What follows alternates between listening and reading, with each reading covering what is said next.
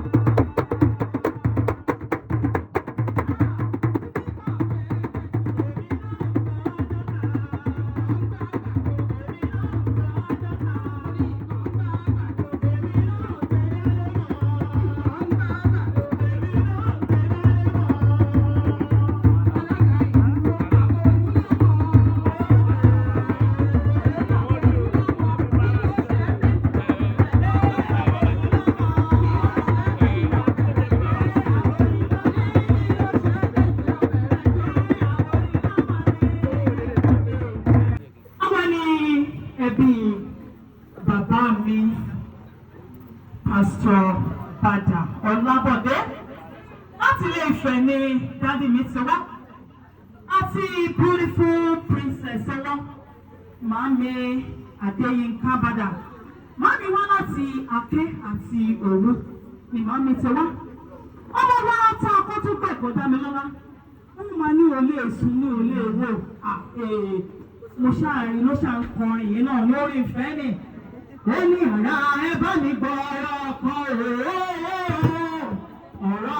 ọlọ́ta mi láyà ọmọ oníwà tuntun yìí o bí wọ́n ṣe bá sọ̀rọ̀ ayé mi rárá o ó ní bèbí mo fẹ́ máa wọ bí rẹ̀ o bèbí mi yé ọ̀wọ́ mo fẹ́ mọ ilé rẹ̀ o ọmọ oníwà tuntun yìí o.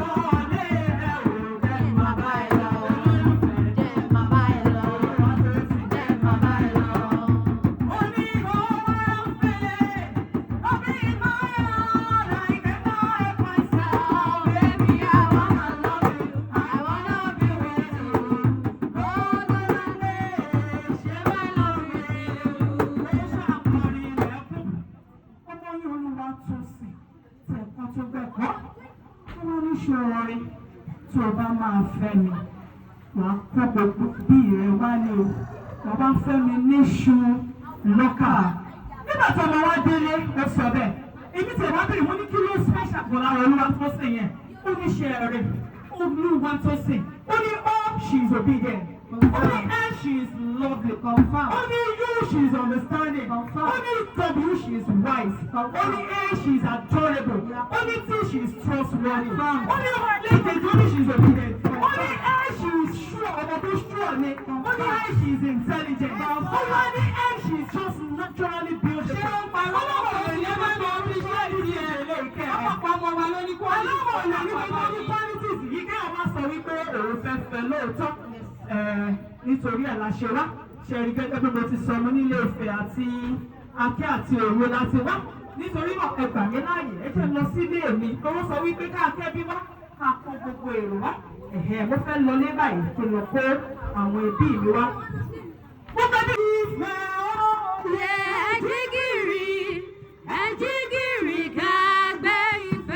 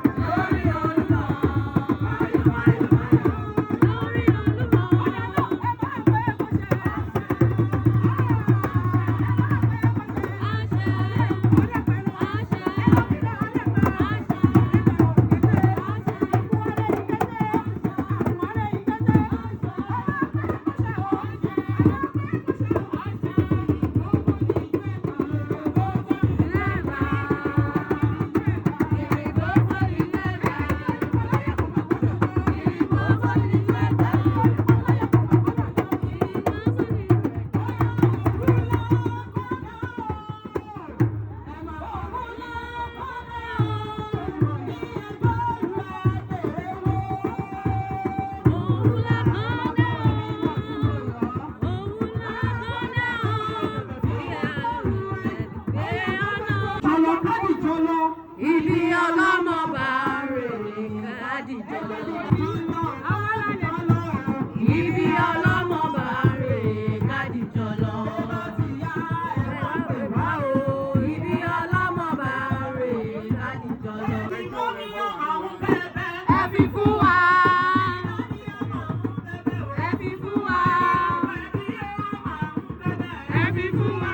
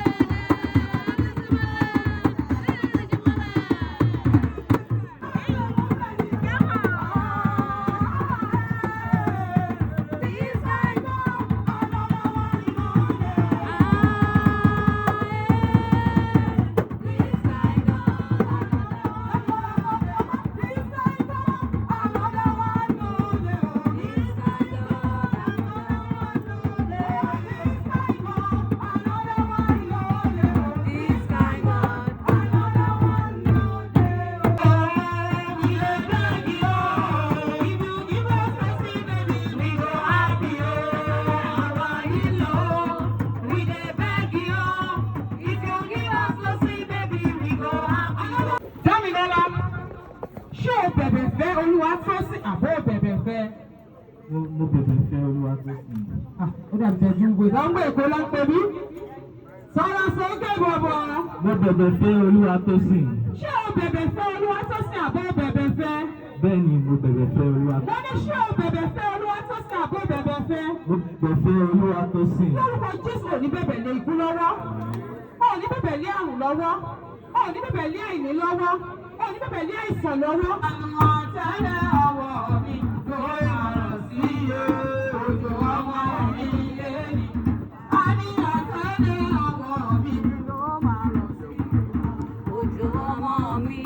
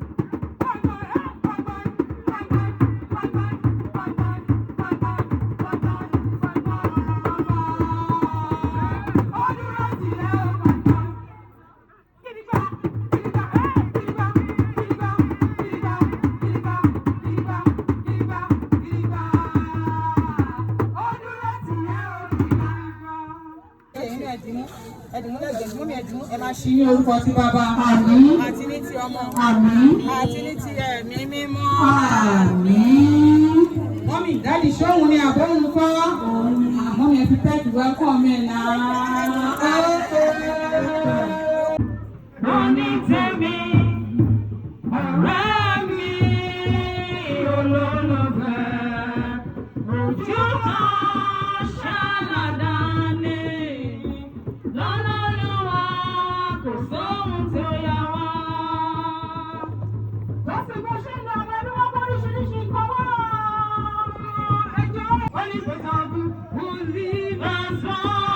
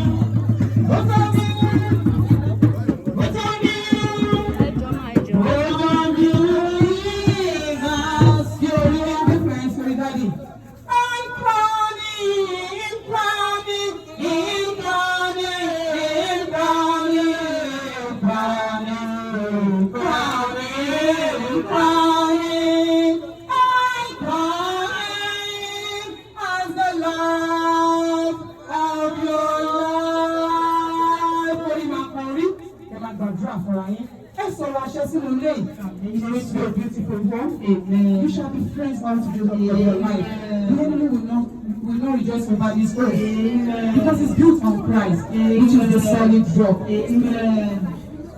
But you can never go back. Oh, no, no. You can never go back. Oh, no, no. Not going to go. Amen. Amen. Jesus,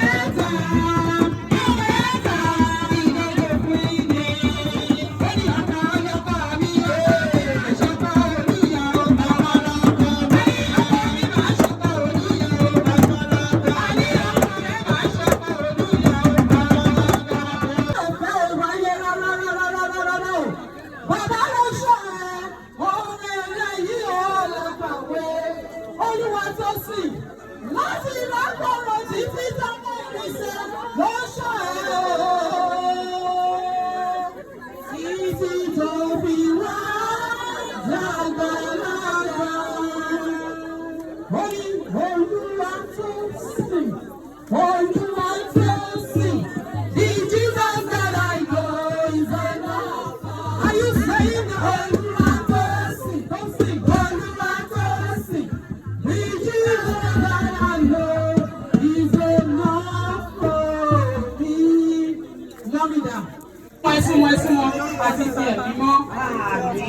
kìíní ti ẹ̀mí mímọ́ ó yẹ ẹgbàmú kí àyà yín máa fún ayé ẹ̀ kínú máa fún mí ẹ máa pàṣẹ rọrùn ẹ máa pàṣẹ rọrùn àṣẹ ìbísí lórúkọ Jésù Kristi amen lórúkọ Jésù mo ní gbọ́dọ̀ kó yàgò àdàlà fún iṣẹ́ ọwọ́ àdàlà fún yòókù ní tó bí ọ̀sán pápá náà ní tó bí ọ̀sán kan Jésù Olúwa wa àmín. Ìrìn àkànmọ́ in the whole universe and the